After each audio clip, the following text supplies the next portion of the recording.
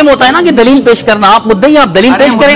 دلیل اس وقت لازم ہوتا ہے. نہیں, اللہ قرآن میں تو یہ فرماتا ہے نا, ہاتھو برہانکم ان کنتم صادقین, اگر آپ سچے ہو تو آپ اپنی دلیل لاؤ. یہ قرآن نے کہا ہے نا. پیش کرنا اس وقت ہوتا ہے جب مدعا علیہ انکار کرے اس کا. یہ کس نے کہا ہے آپ سے؟ یہ آپ اپنے اصول بناتے رہتے ہیں خود ہی بیٹھ کر. ابھی آپ نے کہا کہ بھئی تقلید علی وجہ البصیرت ہوتی ہے.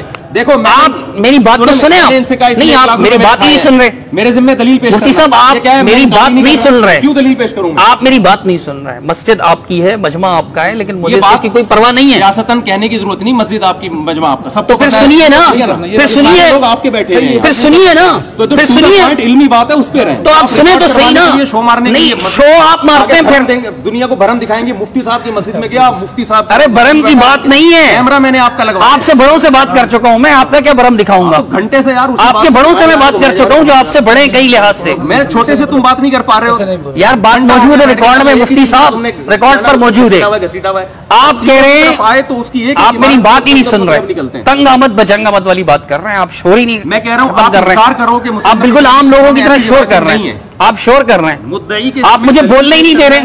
بشر کی ضرورت نہیں ہے, میں شارٹ کرتا ہوں. جتنے بھی میں نے نام لیے ریکارڈ میں آ گئے ہیں سارے, یہ سب غلط تفسیر کر رہے ہیں. اس کی تو کچھ اور ہی تفسیر ہے. میں تو یہ تفسیر اپنی طرف سے نہیں کر رہا. اور شروع میں نے آپ سے تائید لی تو آپ نے کہا بالکل اس کا یہی مطلب ہے. ریکارڈ موجود ہے. شروع میں تو آپ نے خود بھی یہی کہا تھا.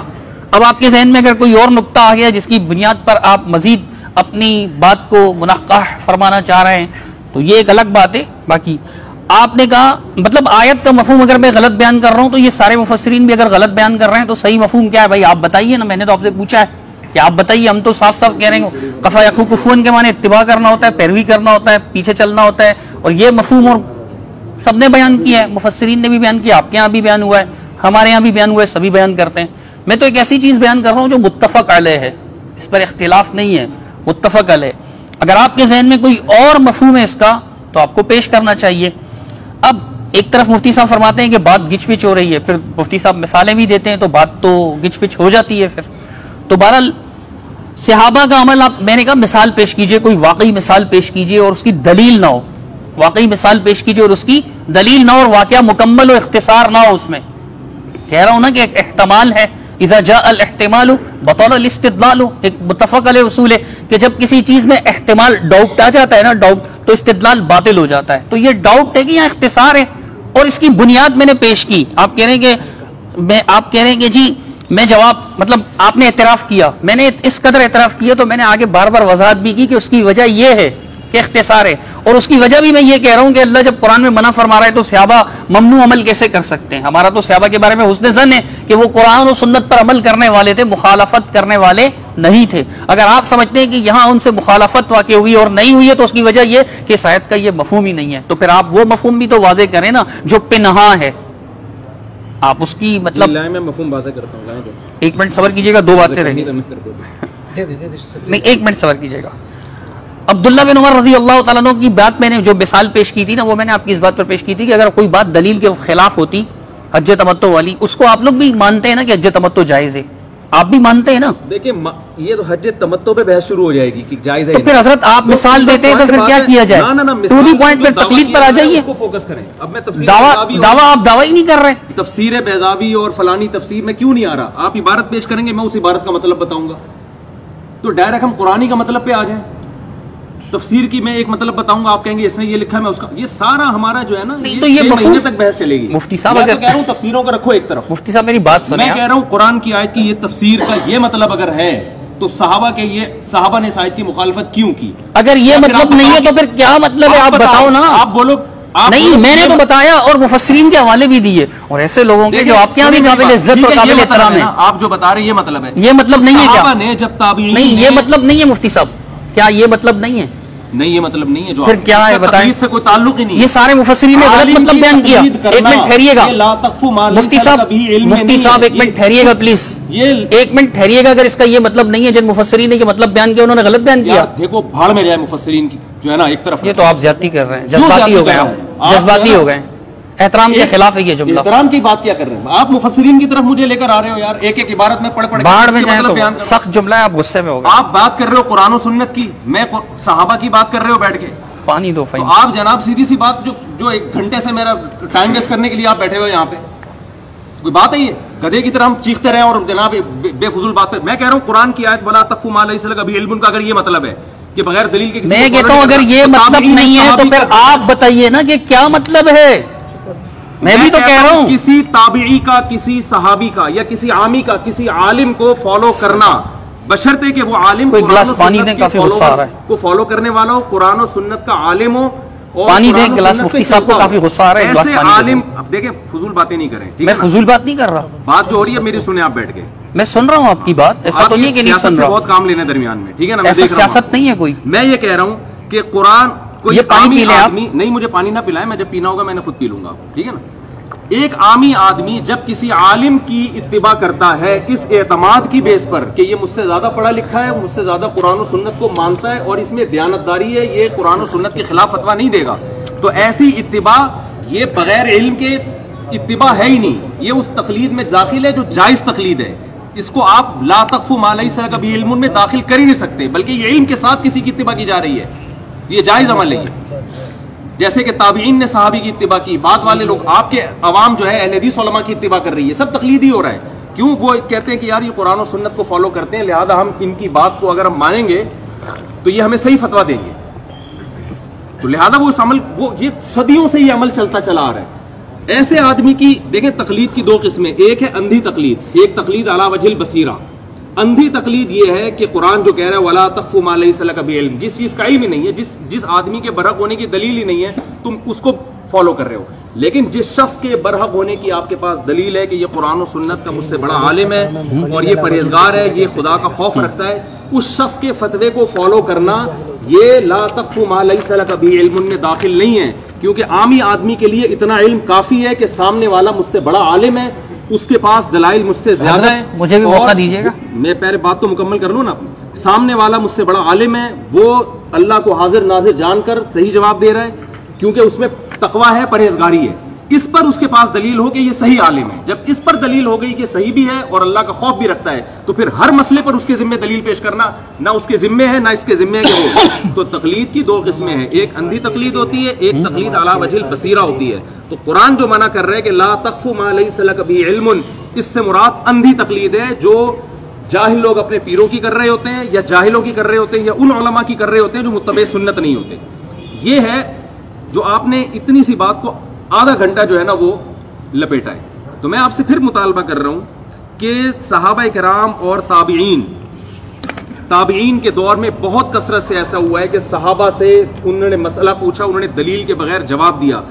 تو یہ عمل آپ کے مطابق تقلید ہے، کیونکہ آپ کہہ رہے ہیں بغیر دلیل کے کسی کی بات کو مان لینا. آپ نے خود اعتراف کیا یہ تقلید ہے. تو یہ حرام کام کیا، یہ جائز کام. میں نے تو آیت کی تفسیر پیش کر دی کہ اگر کسی عالم کے برحق ہونے پر آپ کو اطمینان ہے، دلائل کی دنیا میں آپ کو اطمینان ہو گیا کہ یہ قرآن و سنت کا علم مجھ سے زیادہ رکھتا ہے اور یہ آدمی خدا کا خوف بھی رکھتا ہے، کیونکہ بعض قرآن و سنت کا علم رکھتے ہیں لیکن بکے ہوئے ہوتے ہیں، آپ کو اطمینان ہو گیا تو عامی آدمی کے لیے اتنا اطمینان کافی ہے.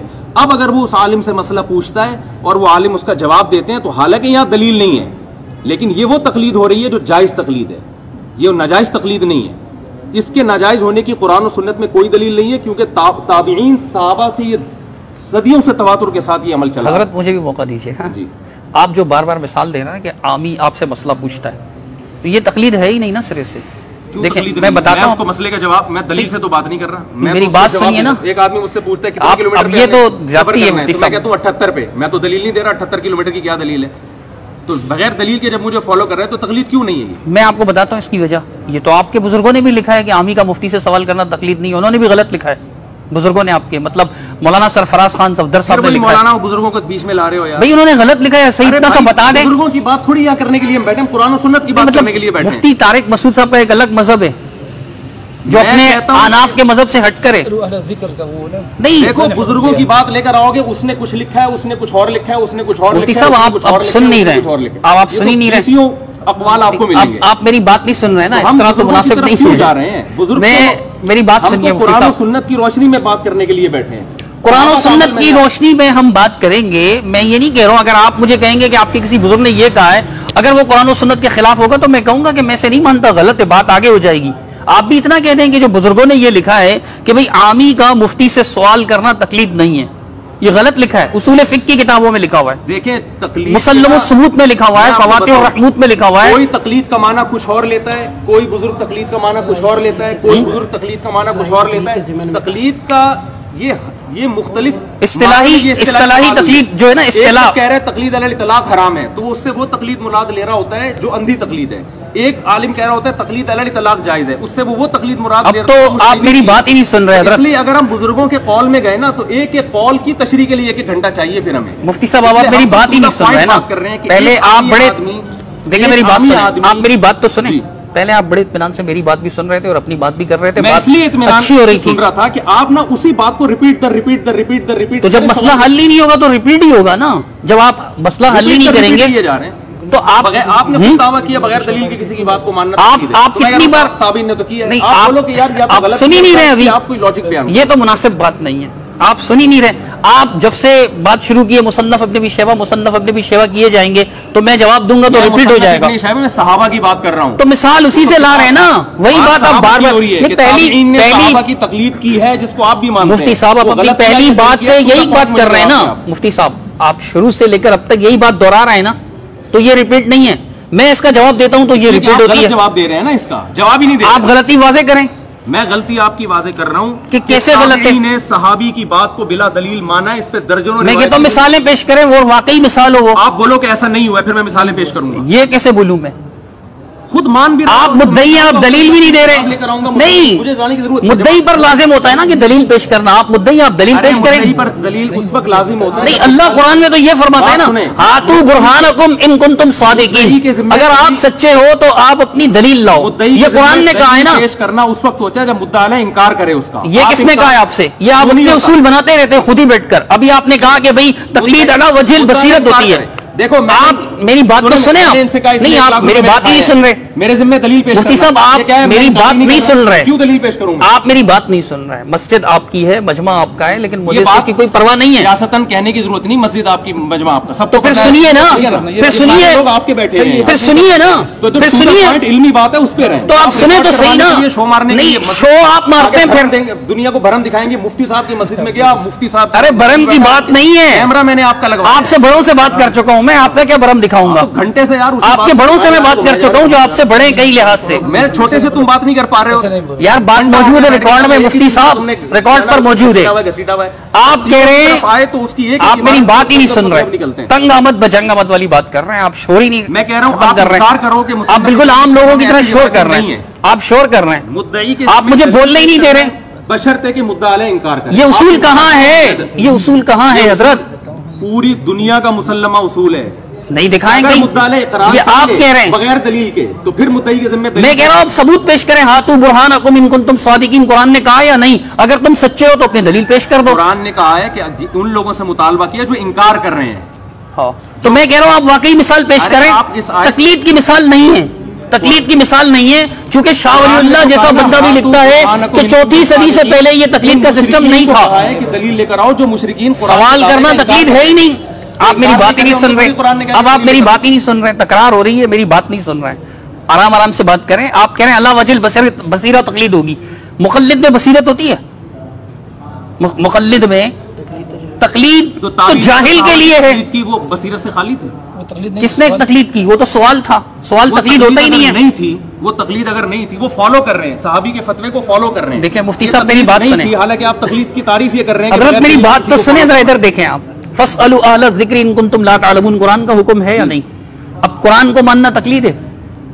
دیکھو فاسألوا اہل الذکر ان کنتم لا تعلمون. تمہیں علم نہیں ہے تو ان سے پوچھو جو علم رکھنے والے ہیں. جب پوچھو گے تو ان کے فتوے کو فالو بھی کرو گے نا.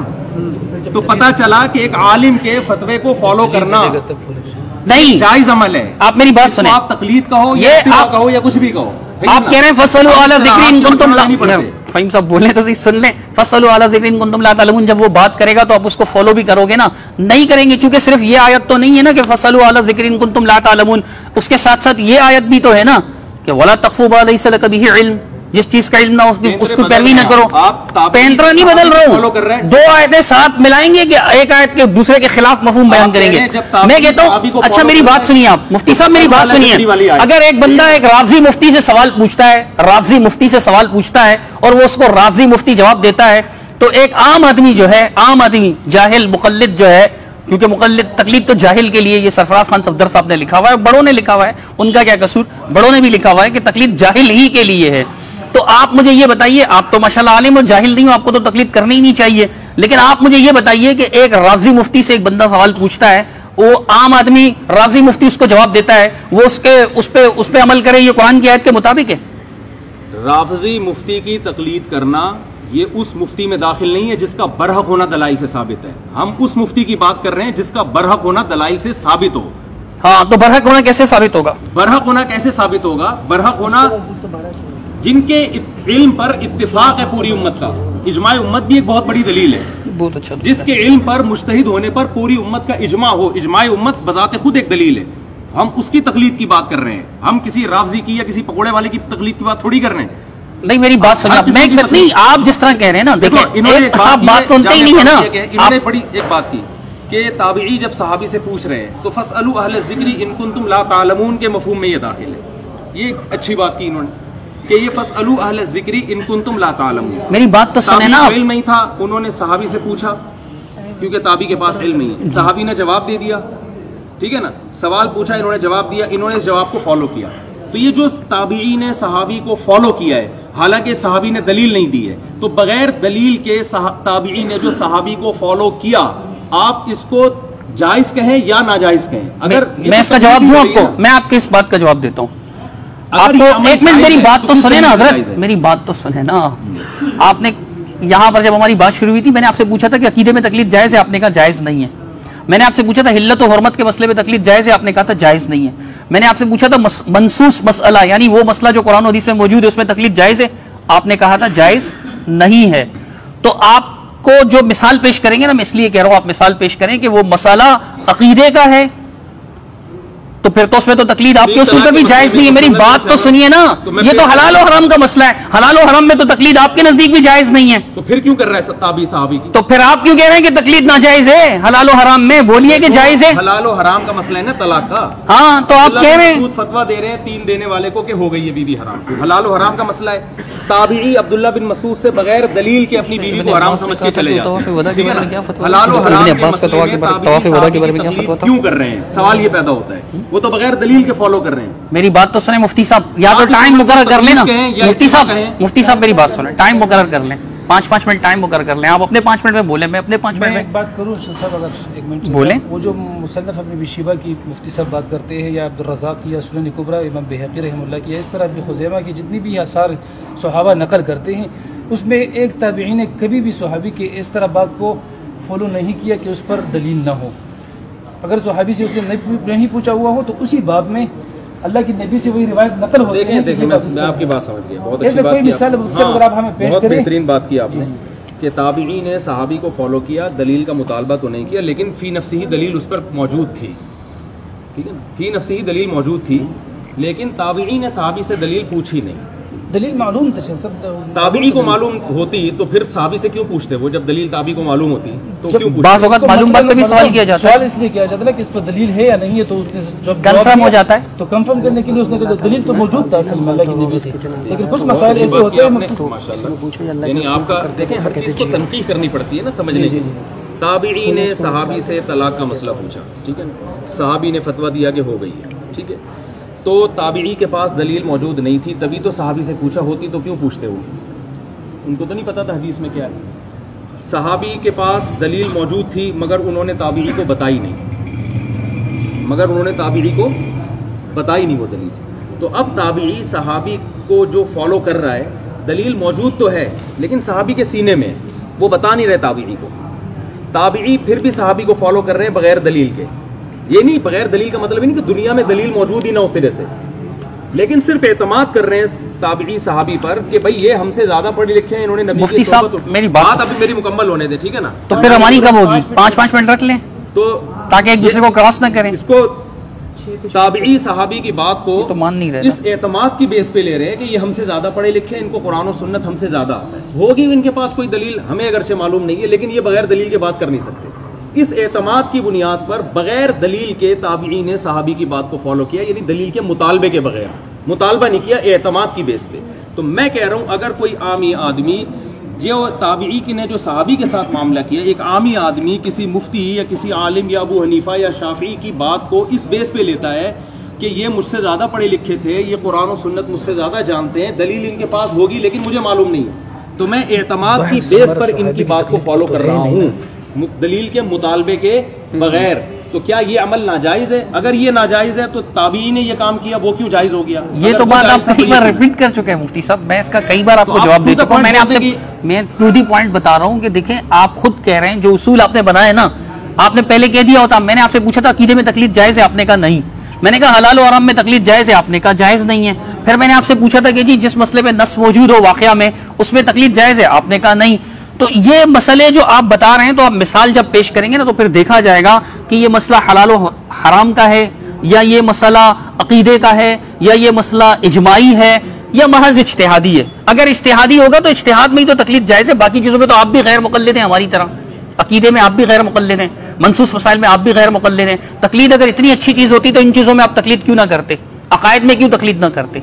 ऐसा नहीं है कि तकलीफ से कोई ताज सर पे सज जाता है। मेरी अर्ज सुने, मैं यही अर्ज कर रहा हूं कि आप मुझे सिर्फ इतना बता दें कि जो मिसाल आप पेश करेंगे, मिसाल वाकई में पेश करेंगे। तो मैं इसीलिए कह रहा हूं कि देखिए, हम तो समझने के लिए बैठे हैं ना। अगर आपकी बात दुरुस्त हुई तो मैं इनकारी नहीं हूं, अल्हम्दुलिल्लाह। आप मिसाल पेश करें, वाकई जो मिसाल आप पेश कर रहे हैं वो हलाल और हराम, या तो फिर आप उसूल बदलें कि नहीं हराम हलाल और हराम में भी तकलीफ जायज है, या तो आप उसूल बदलें। जो इज्तिहादी मसाइल जिनमें हलाल और हराम में इख्तिलाफ हो, हर हलाल और हराम इजमाई नहीं होता। बहुत से हलाल और हराम है कि एक के नज़दीक हलाल है, एक के नज़दीक हराम है। तो हलाल और हराम में भी इज्तिहाद होता है, ठीक है ना। तो इन मसाइल में अगर हराम और हलाल के इज्तिहाद में किसी से गलती हो जाए तो उसको बुरा भला कहेंगे? बुरा भला नहीं कहेंगे। वो कोई भी हो, मुस्लिम हो, कोई भी मुस्लिम हो, मतलब मुस्लिम आलिम हो, कोई भी, जैसे इमाम इब्न तैमिया हो मिसाल के तौर पे, हलाल और हराम के मसले में, हराम और हलाल के मसले में भी गलती हो सकती है, बिल्कुल हो सकती है, इज्तिहादी खता हो सकती है ना। और उस इज्तिहादी खता में उसको माजूर ही जाना जाएगा, उसको माजूर समझा जाएगा। आमी आदमी को ना इज्तिहाद करने की इजाजत है, ना गलतियों की, ना सही बात, वो अहल नहीं है। नहीं, तो आमी आदमी पर जो आप अला वजल बसीरत तकलीद की शर्त लगा रहे हैं, तो उसमें बसीरत होती है? देखें, मैं ये कह रहा हूँ इतनी बसीरत आमी में होती है कि किसकी करनी है किसकी नहीं करनी। नहीं, देखें, मैं जैसे एक आमी आदमी में इतनी बसीरत होती है कि इलाज किससे कराना है, पकौड़े वाले से नहीं कराना। आमी आदमी में इलाज की बसीरत नहीं होती। मुफ्ती साहब, आमी सिर्फ बात मुकम्मल होने दें। अभी एक आमी आदमी, आप बात ही करते चले जाते हैं, बोलने नहीं दे रहे। तो फिर मैं कह रहा हूँ टाइम रखें आप। आमी आदमी में मैं असल में आप होशियारी दिखा रहे हैं। होशियारी नहीं दिखा रहा ना, वो काटते हैं दरमियान। टू दी पॉइंट बात करने को आपने कहा था। मेरी बात सुने ना, आमी सिर्फ लाजमी है कि देवबंदी या अहले हदीस हो, आमी कादियानी भी हो सकता है। तो वो अपने मौलवी से जाके पूछेगा, उसमें इतनी बसीरत है कि मेरा कादियानी, इतनी बसीरत, वो कादियानी को अच्छा समझ रहे हैं ना, जैसे देवबंदी और अहले हदीस अपने आलिम को तकलीद कर रहा है। खत्म नबूवत के अकीदों में तकलीद होती ही नहीं है, अकीदे में तकलीद जायज नहीं है, बिल्कुल जायज नहीं। तो मसला फिर आप पेश करेंगे तो पता चलेगा कि साबी ताबी ने जो सवाल किया था वो अकीदे का सवाल तो नहीं है। 3 तलाक का मसला तो हलाल और हराम का है, तो हलाल और हराम में क्या इज्तिहाद नहीं हो सकता, गलती नहीं हो सकती? हो सकती है, फिर भी ताबी साहबी की तकलीद कर रहे हैं उसमें नहीं। तो फिर रसूल, मैं आपको बता रहा हूं कि देखें, हलाल और हराम में जब आप कह रहे हैं कि खता हो सकती है ना, खता हो सकती है कि नहीं हो सकती, हलाल और हराम के मसले में तो तकलीद जायज नहीं है, तो खता हो गई भाई। हलाल और हराम में ये तकलीद नहीं है, सवाल पूछना तकलीद नहीं है, मसाइल है ना। आप मिसाल पेश करेंगे, सवाल ही तो पूछे जा रहे हैं, फिर आगे उनको बगैर दलील के फॉलो किए जा रहे हैं। हजरत, जो आप मिसाल दे रहे हैं वो हलाल और हराम की है, हलाल और हराम में तो आप कह रहे हैं तकलीद जायज ही नहीं है। और फिर आप आमी आमी करते हैं ना, भाई हमारा आमी होगा वो हमसे मोतक़िद होगा। देवबंदी चलो मुफ्ती तारिक मसूद साहब के पास आ जाएगा, या किसी अच्छे मुफ्ती साहब के पास आ जाएगा, लेकिन जो कादियानी है वो भी तो बेचारा आमी है, वो भी तो अपने बसीरत होनी चाहिए कि किसकी करनी है, शेख बसीरत। हजरत, मैं बसीरत का जवाब दे रहा हूँ, आप सुनिए ना। मैं ये कह रहा हूँ कि हमारे लोगों को तो चलो उलमा से पूछते हैं आकर, अहले हदीस हो या देवबंदी, उलमा से पूछते हैं, वो अपने उलमा को अच्छा समझते हैं इसलिए पूछते हैं, ठीक है। हमारे कुछ लोग आपसे भी पूछ लेते हैं, आपको अच्छा समझते हैं तो आपसे पूछ, आपके कुछ लोग हमसे भी पूछ लेते हैं, हमें अच्छा समझते हैं तो पूछ लेते हैं। लेकिन इसी तरह कादियानी अपने वाले को अच्छा समझता है, राज़ी अपने वाले को अच्छा समझता है, वो तो समझता है ये आयतुल्लाह है जी, इतनी बड़ी पगड़ी बांधी हुई है इसने, मुफ्ती साहब से ज्यादा बड़ी पगड़ी है इसकी। मुफ्ती साहब सिर्फ कमीज शलवार में आते हैं, वो तो जुब्बा भी डाल कर आते हैं। मुफ्ती साहब 12 साल पढ़े हुए हैं तो वो 16 साल पढ़ के आयतुल्लाह बन चुके हैं, फिर मुज्तहिद बन चुके हैं। وہ ان کو بہت بڑا اچھا سمجھ رہے ہوتے, اچھا گمان کر رہے ہوتے, اس میں اتنی بصیرت ہے, تو یہ تو دلیل نہیں ہوگی نا. اس لیے اتنی بصیرت نہیں ہے, وہ جان کر گمراہی پر جمع ہوا ہے. اگر اتنی بصیرت ہوتی تو اللہ اس کو اس سے زیادہ کا مکلف. تو ایسا ہی فتویٰ دیکھیں نا, میں آپ کو بتا رہا ہوں, میں عرض کر رہا ہوں کہ ایسی ہی بات جو میں آپ نے کہی کہ بھئی وہ جان بوجھ کر گمراہی پر, ایسے تو ان کے مولوی ان کو کہہ دیں گے کہ یہ جو ان کے عوام دیوبندی اور اہل حدیث ہے, گورنمنٹ کی طرف سے کوئی پابندی نہیں ہے. ہم تو پھر وہ آپ کو کہہ دیں گے گورنمنٹ کی طرف سے پابندی نہیں ہے, اس لیے طارق مسعود صاحب نے ایسا کہہ دیا. دلیل سے بات کریں گے نا, دلیل تو پھر قرآن سے پیش کریں نا آپ. قرآن تو یہ کہتا ہے کہ اتبعوا ما, میں تو ولا تکفو جو پیش کر چکا ہوں, ابھی تک وہ کلیئر نہیں ہوا. دلیل پیش کر رہے ہیں فاسألوا اہل الذکر ان کنتم لا تعلمون. تو حضرت یہ تقلید نہیں ہے, عالم نہیں ہو تم, مفتی نہیں ہو تم, مجتہد نہیں ہو تو اہل علم کو فالو کرو. تو یہ تقلید نہیں ہے, اللہ کا حکم ماننا تقلید ہے. یہ تو جائز ہے. نہیں, اللہ کا حکم ماننا تقلید ہے مفتی صاحب, اللہ کا حکم ماننا تقلید ہے. ہم تو یہی تو کہتے ہیں نا, اللہ کا حکم ماننا تقلید ہے ہی نہیں. دیکھو اللہ کا حکم دلیل نہیں ہے. چھوڑ دیکھیں, تقلید تو کہتے ہیں نا بغیر دلیل. دیکھیں یہ آپ پہلے تسلیم, علماء سے پوچھو. مفتی صاحب یہ آپ پہلے تسلیم کر چکے ہیں حضرت کہ بے دلیل بات ماننے کو تقلید کہتے ہیں, اللہ کی بات دلیل نہیں ہے. آپ دو چیزوں کو خلط مل کر رہے ہو. آپ خلط مل کر رہے ہیں خود. آپ کہتے ہیں کہ بے دلیل, اللہ کی بات تو دلیل ہے نا حضرت. سنیں میری بات, ایک ہے کہ اللہ نے کسی بات کا ہمیں حکم دیا, ہاں ٹھیک ہے نا, اللہ نے حکم دیا کہ علماء کو فالو کرو, ٹھیک ہے نا. نہیں, یہ کہا ہے کہ اللہ نے کہا علماء کو فالو کرو. اہل الذکر ان کو, تو سوال کا کہا ہے, فالو کرنے کا تو نہیں کہا ہے. سوال کیا فالو نہ کرنے کے لیے کرے گا یا فالو کرنے کے لیے؟ اگر وہ غلط جواب دے تو اس کو فالو کرنا چاہیے. اگر وہ غلط جواب دے تو اس کو فالو کرنا چاہیے. نہیں ہنسے نہیں پلیز, سنجیدہ رہیں, ہنسے نہیں. اس کو پتا کیسے چلے گا کہ جواب صحیح دے رہا ہے غلط دے رہا ہے؟ اگر اس کو پتا ہوتا تو عالم کے پاس جانے کی ضرورت کیا ہے؟ تو پھر اس رافضی کو کیسے پتا چلے گا؟ رافضی عامی پکوڑے والے کو, رافضی کو عقیدے میں پتا چل جائے گا. عقیدے میں, اچھا عقیدے میں خود تحقیق کرنا ہر یار, عامی کو عقیدے کا پتا ہے, عامی کو عقیدے کا پتا ہے, عام آدمی کو اس پر واجب ہے کہ وہ عقیدہ, کیونکہ قرآن و سنت نے عقیدے کے بحث کو اتنا واضح بیان کر دیا کہ اس میں علماء سے پوچھنے کی ضرورت ہی نہیں ہے, جو بیسک عقائد ہے. عقیدے کے سوال جائز نہیں, عقیدے پہ سوال کرنا جائز نہیں ہے.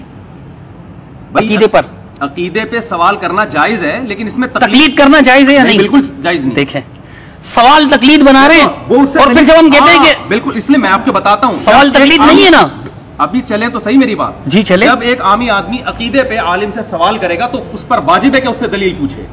اگر وہ عامی دلیل نہیں, عالم دلیل نہیں دیتا, اس کے لیے حرام ہے اس کو فالو کرنا. حضرت مفتی صاحب مجھے آپ کی اس بات سے اتفاق ہے, اس کی دلیل دیں. مسئلہ عالم سے پوچھے گا, مفتی صاحب میری بات سنیں, اتنا کافی ہے کہ یہ عالم برحق ہے اور مجھ سے علم میں زیادہ ہے. جیسے کہ تابعین نے صحابہ سے جب مسائل پوچھے ہیں تو اس اعتماد کی بیس پر کہ بھئی ان کو ہم سے زیادہ علم. حضرت مفتی صاحب جب ایک منٹ ٹھہریے گا, تو دلیل اس کو پیش کرنی پڑے گی, صرف سوال کافی نہیں. میری بات سنیے, آپ نے کہا بہت اچھی بات کہی کہ بھئی آدمی جب, عام آدمی جب کسی عالم آدمی سے یا مفتی صاحب سے عقیدے پر سوال پوچھے گا تو اس پر واجب ہے کہ دلیل مانگے. واجب ہے نا, آپ مجھے اس کی دلیل دیں. دلیل مانگنا واجب ہے. یہ کہہ رہے ہیں کہ عام آدمی, پکوڑے والا, شربت والا, گنے کے رس والا, گنے کے جوس والا, جوتے پالش کرنے والا مسلمان جب کسی عالم سے, مفتی سے, چلتے پھرتے سے نہیں, پکوڑے والے سے نہیں, مفتی صاحب سے سوال پوچھے گا عقیدے پر, تو اس عامی آدمی پر یہ واجب ہے کہ وہ اس عالم سے, مفتی سے دلیل طلب کرے. اس وجوب کی دلیل دیں. اس وجوب کو آپ خود تسلیم کر چکے ہیں کہ عقیدے میں تقلید جائز نہیں ہے, یہ خود آپ تسلیم کر چکے ہیں, ٹھیک ہے نا. تو جو آپ کی دلیل ہے وہی میری دلیل. اجتہادی مسائل میں ایک منٹ دیکھیں نا, یہ تو اختلاف ہی نہیں ہے نا کہ آپ اس پہ دلیل مانگ رہے ہیں. اس طرح اگر دلیل نہیں مانگے گا تو پھر قادیانی بھی برحق ہیں, پھر تو رافضی بھی برحق ہیں. ظاہر ہے پہلے جب تو حق ناحق کی حق اور ناحق کی تفریق دلیل سے ہوگی نا حضرت. آپ کی بات کا خلاصہ یہی نکال جا سکتا ہے.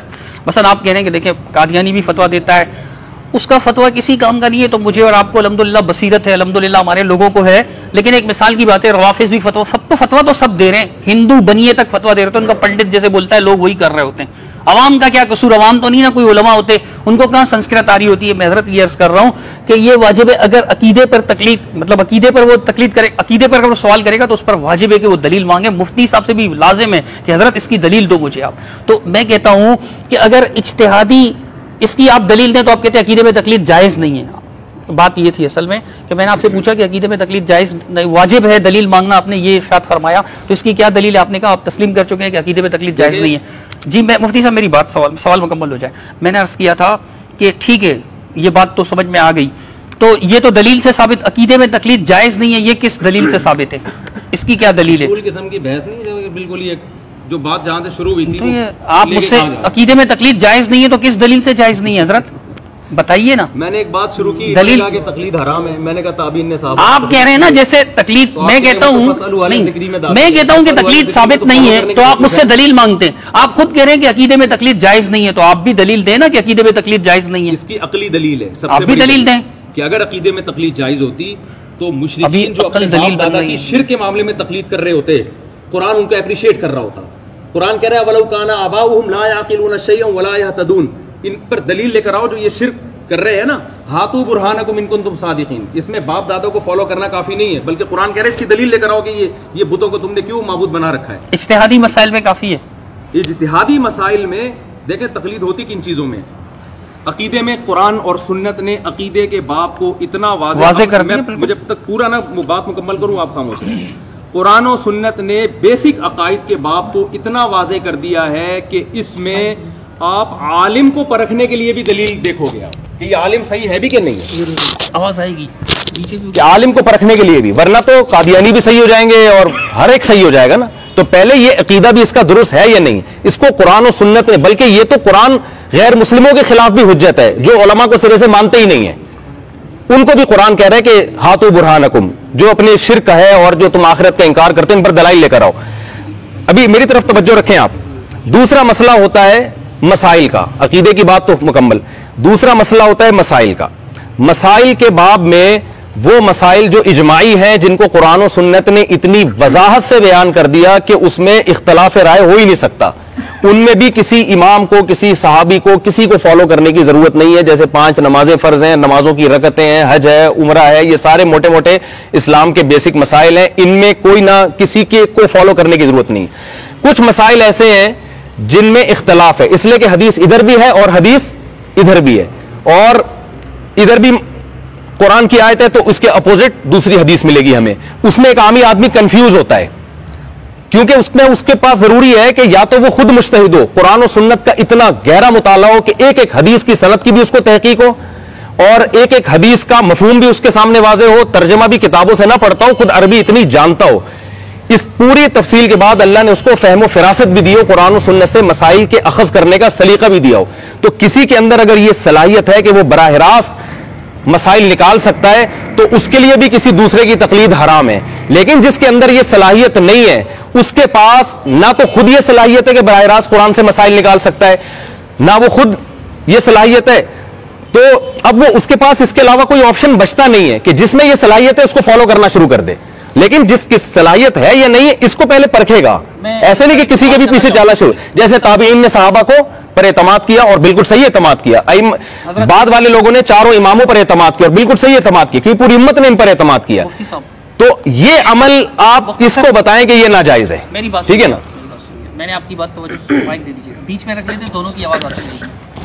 تو دیکھیں میں یہ کر رہا تھا آپ سے کہ یہ جو آپ کہہ رہے ہیں نا کہ عقائد میں تقلید جائز نہیں ہے, عقائد واضح ہے, مجھے اس سے انکار نہیں ہے. لیکن یہ جو آپ فرعی کی مثال دے رہے ہیں کہ فروع میں واجب ہے, مجھے اس کی دلیل دیتے ہیں آپ فروع میں واجب ہے, عقائد میں جائز نہیں ہے. ایک منٹ میری بات تو سن لیں پلیز. دیکھیں آپ کہہ رہے ہیں کہ 2 حدیثیں اس کو تحقیق نہیں ہے, مثال کے طور پہ 2 حدیثیں اس کو اتنی تحقیق ہی نہیں ہے, ایک ایک راوی کا پتہ ہونا چاہیے. عقیدہ زیادہ اہم ہے, عقیدہ زیادہ اہم ہے. تو مسائل عقائد میں بھی اختلافی مسائل موجود ہے, حتیٰ کہ ختم نبوت بھی تو عقیدے کا مسئلہ ہے نا. لیکن اسی طرح علم غیب کا مسئلہ ہے, اسی طرح نور و بشر کا اور بہت سارے مسائل ہیں. میں یہ عرض کر رہا ہوں کہ ایک مسئلے پہ 2 حدیث ہیں, مثال کے طور پہ 2 حدیثیں ایک مسئلے پر. عام مثال میں رفع الدین کی نہیں دوں گا, چونکہ آپ نے اپنی وائس میں کہا تھا کہ وہ رفع الدین کی بحث چھیڑ دے گا, میں نہیں چھیڑ رہا. میں یہ کہہ رہا ہوں کہ ایک مسئلے پہ 2 حدیثیں اور ایک ضعیف ایک نہیں. مسئلہ اجتہادی نوعیت کا ہے, فرعی نوعیت کا ہے, کفر اسلام کا نہیں ہے. یار یہ رفع الدین, فاتحہ خلف الامام, یہ کفر اسلام کے مسائل تو نہیں ہے نا, نہیں ہے نا یہ کفر اسلام کے مسائل. تو اگر اس کو وہ حدیث ملتی ہے, وہ اس پر عمل کرتا ہے, اس کے لیے جائز ہے یا نہیں؟ اگر وہ غلطی بھی کرے گا تو کیا وہ اس غلطی کی وجہ سے اجتہادی مسئلہ ہے, فرعی مسئلہ ہے, لیکن اس نے دیکھا کہ یہ رسول اللہ صلی اللہ علیہ وسلم کی حدیث ہے, چلو میں اس کو فالو کرتا ہوں, حالانکہ وہ ہے حنفی, چلے حنفی کو بھی چھوڑ دے, وہ شافعی ہے, لیکن اس نے دیکھا کہ یہ مسئلہ ایسا ہے میرے مذہب میں, لیکن یہ حدیث ایسے, وہ حدیث پہ اگر عمل کر لیتا ہے تو کیا وہ گناہ گار ہوگا؟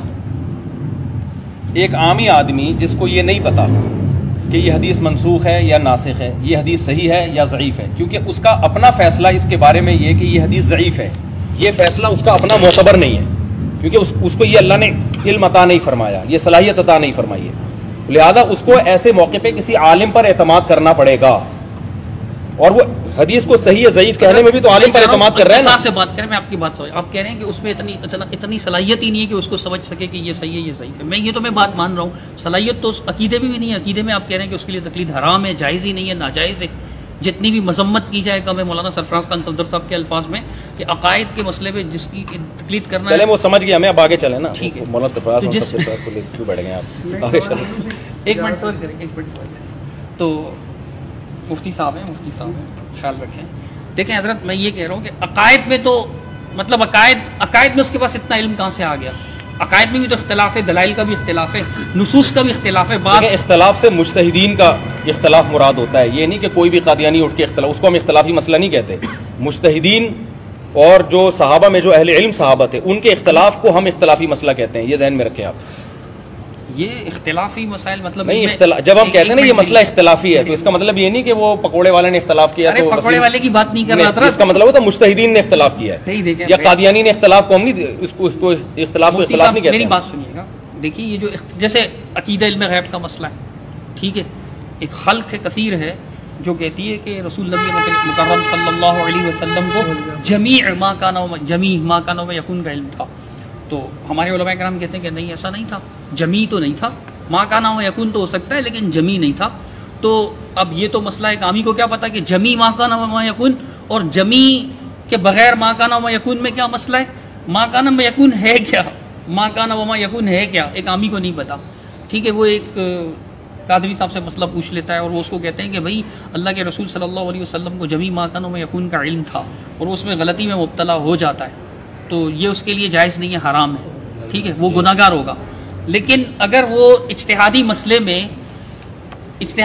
اگر وہ پوچھ لیتا ہے مفتی صاحب سے اور مفتی صاحب اس کو غلط جواب دے دیتے ہیں تو وہ گناہ گار نہیں ہوگا. اگر اس کو پتا ہے کہ غلط جواب ہے تو پھر تو گناہ گار ہوگا, لیکن اگر اس کو پتا نہیں ہے اور عقیدے میں اگر اس کو پتا نہ ہو تو عقیدے میں تو اس پر تحقیق لازم تھی, تو اس کے پاس تو صلاحیت ہی نہیں ہے. پکوڑے والا کیوں نہیں ہے صلاحیت؟ عقیدے میں اللہ نے ہر ایک میں صلاحیت رکھی ہے, توحید کا عقیدہ, رسالت. پکوڑے والا کیسے پتا چلے گا؟ بالکل پتا چلے گا, ورنہ تبھی تو اللہ اس کو جہنم میں ڈالے گا. میری بات تو سنیے, جو ہے نا پکوڑے والے کو بات نہیں پتا چلے گا کہ اللہ ایک ہوتا ہے. یہ دلائل تو دو اور چار کی طرح واضح ہیں. حضرت آپ جذباتی ہو.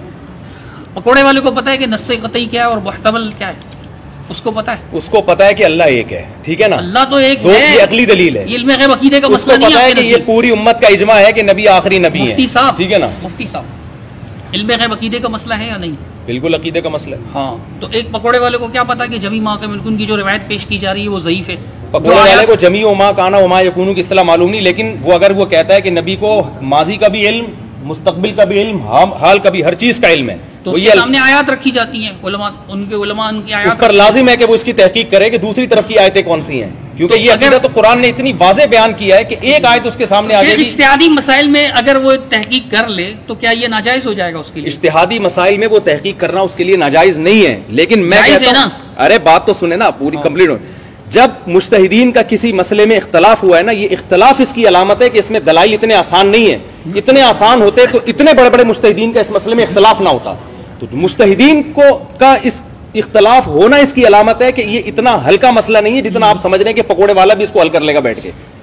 یہ ہے اصل بات. جبکہ عقیدے کا مسئلہ واضح ہے, تو مجتہدین کا اختلاف ہونا, کیونکہ آپ دیکھ رہے ہیں کہ ایک حدیث صحیح ایک ضعیف ہے, بالکل ٹھیک ہے, ایسا ہی ہے, ایسے موقع پہ صحیح حدیث کو لیا جائے گا, لیکن دو صحیح حدیثیں ٹکرا رہی ہیں. ایک مجتہد ایک حدیث کا ایک مفہوم لے رہا ہے, دوسرا مجتہد اس حدیث کا دوسرا مفہوم لے رہا ہے. اس میں عامی آدمی کے پاس اسلم راستہ یہ ہے کہ وہ ایک کو فالو کرے اور دوسرے پر تان و تشریح نہ کرے. میں اس کی ایک مثال دیتا ہوں. ایک اہل حدیث کا میرے پاس فون آیا, اس نے مجھے کہا کہ میں ایک لڑکی سے شادی کرنا چاہتا ہوں, اس کا ابا راضی نہیں ہے, ٹھیک ہے نا, ابا راضی نہیں ہے. لاہور سے فون آیا میرے پاس, تو کیا میرے لیے یہ نکاح جائز ہے یا نہیں؟ میں نے ان سے کہا آپ کس مسلک کو فالو کرتے ہیں؟ اس نے کہا میں اہل حدیث ہوں لیکن میں مسلک کو فالو نہیں کرتا, مجھے دلیل سے جواب چاہیے. میں نے ان سے ایک بات کہی, میں نے کہا آج تک آپ اہل حدیث سے مسئلے پوچھتے رہے ہیں, دلیل آپ ان سے پوچھتے رہے ہیں, ٹھیک ہے نا, آج آپ حنفی عالم سے کیوں پوچھ رہے ہیں دلیل؟ تو اس نے کہا دیکھیں اس بحث کو چھوڑیں آپ, میں جو ہے نا میں دلیل سے بات کرتا ہوں, تو آپ جو ہے نا دلیل بتائیں کہ بغیر باپ ولی کی اجازت کے بغیر لڑکی سے نکاح جائز ہے یا نہیں. میں نے کہا میرے پاس بہت دلائل ہیں لیکن میں آپ کو نہیں دوں گا. اس لیے نہیں دوں گا کہ دیکھیں یہاں ہو کیا رہا ہے, ایک مسلک کو فالو کرنے کا کیوں حکم دیا جا رہا ہے؟ جب ابو حنیفہ نے کہا کہ بغیر ولی کے نکاح جائز ہے تو دلیل ابو حنیفہ کے پاس بھی ہے, جب امام شافعی نے کہا کہ بغیر ولی کے نکاح جائز نہیں ہے تو دلیل ان کے پاس بھی ہے, دونوں کے پاس دلیل ہے, لیکن اس دلیل کی تطبیق میں دونوں ائمہ سے تطبیق نہیں ہو سکی کہ ایک رائے پہ جمع ہو جائیں. جب دونوں اماموں سے نہیں ہو سکا یہ کام, کیونکہ اتنا تعارض ہے, ایک کو ایک بات صحیح لگتی ہے, دوسرے کو دوسری بات صحیح لگتی ہے. بات کمپلیٹ ہونے سے پہلے نہیں ہوئی نا کمپلیٹ. تو جب ان سے یہ مسئلہ حل نہیں ہوا تو ایسے موقع پہ ایک عامی آدمی کے لیے احون یہ ہے کہ وہ ایک کی رائے کو فالو کرے, چاہے اس کے اگینسٹ جا رہی ہو چاہے اس کے حق میں جا رہی ہو. اگر عوام کو آپ اجازت دے دیں گے پینترے بدلنے کی تو وہ طلاق کے مسئلے میں اہل حدیث کو فالو کریں گے. علماء کو اجازت ہے پینترے بدلنے کی, اور مفتی صاحب اس معاملے میں علماء کو اجازت ہے کہ وہ پینترے بدلے. علماء کو دلیل کی, وہ عالم جو اپنے آپ کو مجتہد سمجھتا ہے, جس کا یہ دعویٰ ہے کہ میں مجتہد ہوں, اس کو پینترا بدلنے کی اجازت ہے. مطلب مجتہد کب تک رہے آپ کے خیال سے؟ جب اس کو قرآن و سنت پر بھرپور عبور حاصل ہو جائے اور وہ سمجھتا ہو. جو مشہور مجتہد ائمہ ہیں ان کے بعد بھی مجتہد ابھی یہ 14ویں 15ویں صدی میں 13ویں صدی میں بھی عقلاً ممکن ہے, آ سکتا ہے, لیکن ہیں ہوئے, مجھے نہیں پتا ہے کہ نہیں ہے, نہ یہ میری بحث ہے. میں کیا کروں گا اگر ہے تو میں نے کیا کرنا, نہیں. اچھا ٹھیک ہے, میری بات سنیے گا, میری بات کوئی بھی پیدا ہو سکتا ہے, تو جو بھی پیدا ہوگا وہ نہ کرے کسی کی تقلید. حضرت میری بات تو سنیں, آپ مثال پیش کر رہے ہیں نا کہ ایک امام کو فالو کرنا ہوگا. امام ابو یوسف رحمۃ اللہ علیہ نے ایک حمام سے غسل فرمایا, یہ فتاوی شامی میں لکھا ہوا ہے, آپ چاہیں گے تو میں بھی شو کر سکتا ہوں, کتاب گاڑی میں رکھی ہوئی ہے. مجھے اس کا جواب دیں جو اہل حدیث عالم کا میں نے کہا کہ یہ اگر ہم اس کو پابند نہ کریں تو پینترے بدلے گا کہ نہیں بدلے گا. تو میں ایک طلاق جب دی جائے نا, ایک طلاق پابند کس دلیل سے کریں گے آپ؟ اس دلیل سے کہ اللہ زمین میں فساد کو پسند نہیں کرتے. شہوت پرستی کی ہر دلیل قرآن و سنت سے نہیں ہوتی. تو شہوت پرستی قرآن و حدیث سے نہیں رک سکتی کہ پابند کر دیں گے آپ قرآن و حدیث کو فالو کریں. ہم کہہ رہے ہیں قرآن و حدیث کو فالو کرو, لیکن اختلافی مسئلے میں چونکہ دونوں طرف دلیل ہیں, اس کو فالو کرو گے تو بھی قرآن و حدیث کو فالو کرنا کہلائے گا, اس کو فالو کرو گے تو بھی. میری بات سنی نہیں رہے نا آپ بات میری, جب اس کو بے لگام چھوڑ دیں گے آپ میری بات ہی نہیں تو وہ شہوت پرستی کا راستہ اختیار کرے گا, اور قرآن اس شہوت پرستی کو پسند نہیں کرتا. اس کی میں آپ کو ایک مثال دیتا ہوں, میں قرآن سے مثال دیتا ہوں. میں اس کی ایک منٹ صبر کیجیے نا, میری بات تو سنیے. کیوں میں آپ کیوں نہیں سن رہے میری بات؟ مجھے تو آپ بولنے ہی نہیں دے رہے مجھے, جب سے آپ گھنٹے سے تو آپ بول رہے ہیں. ایسا نہیں ہے, آپ جب یہ ریکارڈنگ سنیں گے تو آپ دیکھیں گے کہ آپ کی بات بہت زیادہ ہو رہی ہے. بولنے پر گورنمنٹ کی طرف سے دیکھیں تو پابندی نہیں, مجھ پہ پابندی ہے گورنمنٹ کی طرف سے, مجھ پہ گورنمنٹ نے پابندی لگائی ہے, مفتی طارق مسعود پر پابندی نہیں ہے. بھائی میں بھی اسی گورنمنٹ کا فرد ہوں نا حضرت, میں بھی اسی گورنمنٹ کا فرد ہوں. آپ مجھے اینڈ تک بولنے دیتے ہیں؟ میں بھی اسی گورنمنٹ کا فرد ہوں جس گورنمنٹ میں آپ رہتے ہیں, میں انڈین گورنمنٹ کا نہیں ہوں. بھائی بول کے مکمل خاموش ہو جائے نا پھر مجھے بولیں, اس لیے میں کہہ رہا ہوں ٹائم دیں. ٹھیک ہے, جب اینڈ ہو جائے نا آپ کا, پھر جب میں بولوں گا تو آپ نے درمیان میں حرف نہیں, ٹائم طے کر لیتے ہیں پھر 5-5 منٹ کا. آپ 10 منٹ بولیں. نہیں 5 منٹ رکھ لیتے ہیں نا, آپ 10 منٹ بولیں. جی بات یہ ہے کہ اس وقت جو اکرم بھائی بیٹھے ہوئے نا, ہاں, اکرم بھائی سے ٹائم دیا تھا مفتی صاحب کا, ہم نے مفتی صاحب ٹائم دیا تھا بات کرنے کے لیے. جی تو میں بنیادی بات یہ کرنا چاہ رہا ہوں کہ اس وقت جو یہاں پر جو محفل نشست ہوئی تھی نا, دیکھو 11:30 بج گئے, 10 بجے بات شروع ہوئی ہے. بات کسی نتیجے پہ میری عقل کے حساب سے اس وجہ سے نہیں پہنچ رہی کہ مفتی صاحب نے ہمارے کو ٹائم دیا تھا کہ بھائی آج مناظرہ نہیں ہوگا, آج صرف ہمارے جو تقلید کے اوپر جو وضاحت ہے, ڈیفینیشن ہے, اس کے اوپر بات ہوگی, لکھت پڑھت ہوگی, پھر ہم اگلی نشست کے اندر انشاءاللہ اس کے اوپر مناظرہ کریں گے. جو بات کیونکہ مناظرہ نہیں ہو رہا, بات سے بات نکلی ہے, بات سے بات وہی میں پوری کر رہا ہوں. اب دیکھو 11:30 ہوئے جی, بات کسی نتیجے, ابھی کبھی بات کسی موضوع پہ جا رہی ہے, کبھی کسی میں آپ کوئی بات کر رہے ہیں, مفتی صاحب بات کر رہے ہیں, بات کسی مقصد پر نہیں پہنچ پا رہی. اب اس کی وجہ یہ دیکھو 11:30 بھی ہوگا, 1:30, 2, 2:30 بھی بج جائیں گے. ہم یہ چاہ رہے ہیں کہ اس وقت جو آج بیٹھے تھے یہاں پر کہ بھائی آپ تقلید کی ڈیفینیشن پیش کریں کہ آپ ڈیفینیشن دیکھیں. دانش بھائی پیش ہو چکی, میں نے اپنا موقف ہی بتا دیا کہ ہمارے نزدیک تو ہے ہی نہیں نا تقلید, تو حضرت نے اپنا موقف ہی نہیں بتایا. حضرت میں اگلا سا بندہ بات کروں, بات تو سن لیں نا حضرت. میں یہ کہہ رہا ہوں کہ مفتی صاحب نے ہمارے سے بات کی تھی کہ بھائی آج اہل حدیث علماء جو بھی آئیں گے ان سے یہ بات ہوگی بھائی آپ تقلید کی ڈیفینیشن لکھ کے دیں گے, اس کے اوپر وضاحت کے اوپر ہم تحریری طور پہ لکھ کے دیں گے. اس کے بعد تقلید پہ بات ہوگی, پہلے آپ سے یہ بات ہوئی تھی نا. چلیں آپ ان کو بولنے دیں, آپ بات کمپلیٹ کریں. یہ جو میں بات ہے نا میں کرتا ہوں اپنے الفاظ میں, ذرا آپ یہ بات صحیح کر رہے ہیں کہ میں نے تو صرف یہ مطالبہ کیا تھا, یہ مجھے دے دیں ذرا مائک اگر لے لیں, کوئی بات نہیں حضرت. میں نے صرف یہ مطالبہ کیا تھا, آج کوئی بحث نہیں ہوگی. آج میں سمجھوں گا کہ آپ کا دعویٰ تقلید کے بارے میں ہے کیا. یہ ہمارا پہلے سے بات طے ہوئی تھی کہ آج میں سمجھوں گا کہ ہمارے جو اہل حدیث علماء ہیں جو انتہائی قابل احترام ہے, اور صدیق رضا صاحب بھی ہمارے لیے بہت قابل احترام ہے, کہ یہ تقلید کے بارے میں ان کا موقف ہے کیا. اور میری آواز اگر تیز ہوئی تو میں بہت معذرت چاہتا ہوں آپ سے, ٹھیک ہے نا. تو جو ہے کیونکہ مجھے ایسا لگا کہ بات کو شیطول دیا جا رہا ہے, میری غلطی ہوگی, بہرحال ہم چلتے ہیں آگے. تو آج جو یہ مجلس میں طے ہوا تھا, یہ ہوا تھا کہ آپ تقلید کو ڈیفائن کریں گے کہ تقلید آپ کی نظر میں ہے کیا. کیونکہ آپ ایک معنی بیان کر رہے ہیں, میں دوسرا معنی بیان کر رہا ہوں, تو دونوں کا دعویٰ ہی سیم نہیں ہے, تو وہ مرغے جیسی مرغوں کی لڑائی ہوتی ہے نا تو یہ نا کہ ان کو یہ نہیں پتا کہ یہ بحث کس چیز پہ کر رہے ہیں. تو اس کی مثال ایسے ہے جیسے میں ایک دفعہ کسی گاؤں میں بیٹھا ہوا تھا تو ہمارے کوئی اجنبی شخص آیا ملنے کے لیے, تو اندھیرا تھا, نہ میں ان کو پہچانا نہ وہ مجھے. میں نے ان سے پوچھا آپ کون؟ انہوں نے کہا کہ میں فلاں علاقے میں رہتا ہوں. میں نے کہا میں بھی فلاں علاقے میں. انہوں نے کہا کہ آپ جو ہے کیا کرتے ہیں, کس مدرسے میں پڑھتے ہیں؟ میں نے کہا اس مدرسے میں. انہوں نے کہا میں بھی اس مدرسے میں. اور میں نے کہا کہ آپ کا آفس کہاں ہے؟ انہوں نے کہا وہاں ہے. میں نے کہا میرا بھی وہاں ہے. تو پتہ چلا کہ وہ ہمارے ہی کلاس فیلو تھے اور دونوں ایک ساتھ بیٹھا کرتے تھے, ٹھیک ہے نا. تو تقلید کا کوئی ایسا مفہوم اگر آپ پیش کر رہے ہیں کہ جس میں میرا آپ سے اختلاف ہی نہیں ہے, صرف لفظی اختلاف چل رہا ہے نا, کہ آپ اس کو اتباع کا نام دے رہے ہیں, میں اس کو تقلید کا نام دے رہا ہوں, تو گھوم پھر کے رزلٹ وہی نکل رہا ہے, تو پھر ہماری بحث ہی نہیں ہے, ٹھیک ہے نا. کہ آپ اس کو بات یہی تک پہنچ رہے ہیں, ہاں کہ جو نظر آ رہے ہیں یہ اختلافی لفظی ہے, تو پھر اس پہ بحث کس بات کی؟ سنیں میری بات نا, تو اب کمپلیٹ کرنے دیں. تو میں نے تو یہ نشست آج آپ کو اجازت دی تھی کہ آپ آنا چاہتے تھے, میں نے کہا آئیں آپ, ہم بیٹھ کے یہ طے کریں گے کہ اختلاف ہے کیا. تو دیکھیں اسٹیپ بائی اسٹیپ اختلاف چلتا ہے. تو پہلے میں نے پوچھا کہ تقلید کی ڈیفینیشن کیا, آپ نے کہا بغیر دلیل کسی بات کو ماننا. تو میں نے کہا یہ اگر آپ کا دعویٰ ہے کہ یہ حرام ہے, تو بہت سے تابعین نے صحابہ کی بات کو بغیر دلیل کے فالو کیا ہے, تو اس کا مجھے ایسا لگتا ہے کہ جواب نہیں ملا ابھی تک, ٹھیک ہے نا. آپ کہہ رہے ہیں کہ یہ فاسألوا اہل الذکر ان کنتم لا تعلمون میں داخل ہے. تو صحابہ کو, تابعین کو, قرآن نے عوام کو حکم دیا کہ تمہیں اگر علم نہیں ہے تو اہل علم سے پوچھو. تو میں نے کہا تابعی کو علم نہیں تھا, انہوں نے اہل علم سے پوچھا اور دلیل نہیں مانگی, تو بغیر دلیل کے انہوں نے پوچھا, اور ظاہر ہے پوچھا فالو کرنے کے لیے نا, تو اس کو فالو بھی کیا, تو وہ بغیر دلیل کے فالو تو ہو گیا نا. جب بغیر دلیل کو فالو ہو گیا ہے, تو آپ کہہ رہے ہیں کہ یہ عمل بھی جائز نہیں ہے, تقلید ہے یہ. تو آپ کہیں کہ یہ وہ والی تقلید نہیں ہے جس کو ناجائز کہتے ہیں, یہ جائز والی تقلید ہے, یا تو آپ یوں کہیں, ٹھیک ہے نا. تو ہم کہیں گے ہم بھی یہ والی کو جائز کہتے ہیں, ہم بھی یہ والی کو جائز کہتے ہیں, وہ والی کو ہم بھی ناجائز کہتے ہیں کہ جو قرآن و سنت کے اگینسٹ آپ کسی کو فالو کر رہے ہیں. تو بات پھر میں بتا دوں کہ تقلید ان مسائل میں ہوتی ہے, یعنی بغیر دلیل کے. اور پہلی بات یہ کہ تقلید عامی کی نہیں ہوتی, اس مجتہد کی ہوتی ہے جس کو آپ بھی مانتے ہیں, میں بھی مانتا ہوں, جس کو پوری امت مانتی ہے کہ بھئی یہ قرآن و سنت کا علم ہم سے زیادہ رکھتے تھے, اور ان کے دل میں اللہ کا خوف بھی تھا, اور اس ان کے مجتہد ہونے کی دلیل کیا ہے؟ امت کی گواہی, کیونکہ اجماع امت ہے نا. جیسے اس قرآن کے قرآن ہونے کی دلیل کیا؟ امت گواہی دیتی ہے کہ وہی قرآن ہے. اجماع امت ایک خود دلیل ہے. تو ایسے مجتہد کی جس کو پوری امت مانتی ہو, اس کی بھی ہر مسئلے میں نہیں, ان مسائل میں جن میں دلائل دونوں طرف ہوں, صحیح حدیثیں دونوں طرف صحیح حدیث ہے. ایک مجتہد ایک مطلب لیتا ہے, دوسرا مجتہد دوسرا مطلب لیتا ہے, یا حدیث تو نہیں ہے لیکن اگینسٹ میں ایک قرآن کی آیت ہے, حدیث اس کے اگینسٹ جا رہی ہے. ایک مجتہد قرآن کو فالو کر رہا ہے, دوسرا مجتہد حدیث کو فالو کر رہا ہے. یا ایک مجتہد حدیث کو چھوڑ رہا ہے, لیکن لگ رہا ہے کہ چھوڑ رہا ہے, چھوڑ نہیں رہا, بلکہ وہ حدیث کا ایسا مفہوم بیان کر رہا ہے جو آپ کا نہیں ہے. جیسے حج تمتع کے بارے میں عبداللہ بن عمر نے یہ کہا تھا کہ میں اپنے باپ کی مانوں یا نبی کی مانوں, میں نبی نے حج تمتع کیا تو میں بھی کروں گا. تو لیکن ہم کہتے ہیں کہ ابو بکر, عمر اور عثمان نے حدیث نہیں چھوڑی, بلکہ انہوں نے حج تمتع والی حدیث کا وہ مفہوم بیان کیا کہ اس سے اب حدیث کی مخالفت نہیں ہو رہی. تو بعض یہ ہم بھی کہتے ہیں, تو مفہوم وہ بیان کیا انہوں نے. عبداللہ بن عمر نے حدیث کے ظاہر کو لیا, انہوں نے حدیث کے ظاہر کو نہیں لیا, انہوں نے کہا اس کا دوسرا مفہوم ہے. تو آپ ایک عامی آدمی کو ہم یہ کہتے ہیں کہ جب دلائل دونوں طرف ہیں, یا تو آپ اتنے بڑے مجتہد بنے کہ آپ میں خود یہ صلاحیت ہو کہ ان فروعی مسائل میں آپ اپنی رائے قائم کر سکیں.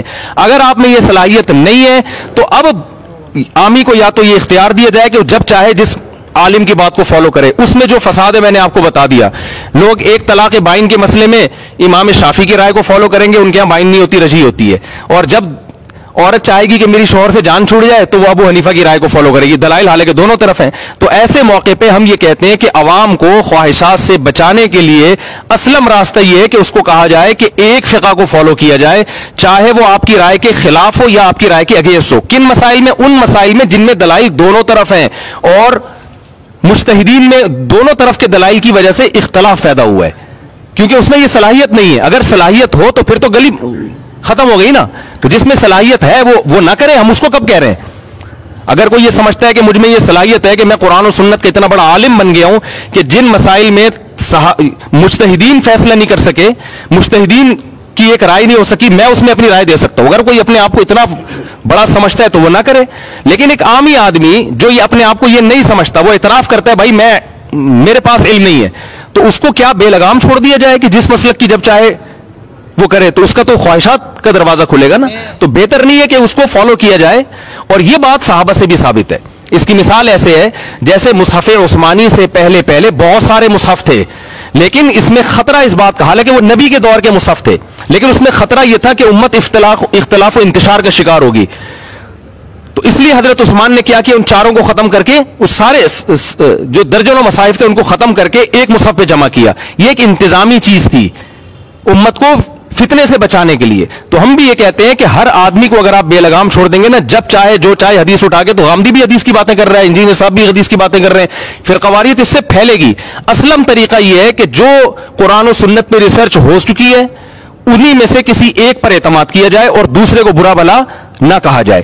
تو میری رائے یہ ہے کہ امت کو ٹوٹنے سے، اختلاف و انتشار سے اور خواہشات سے بچانے کے لیے میرے پاس یہ پیکج ہے اور اس سے بہتر پیکج نہیں ہے.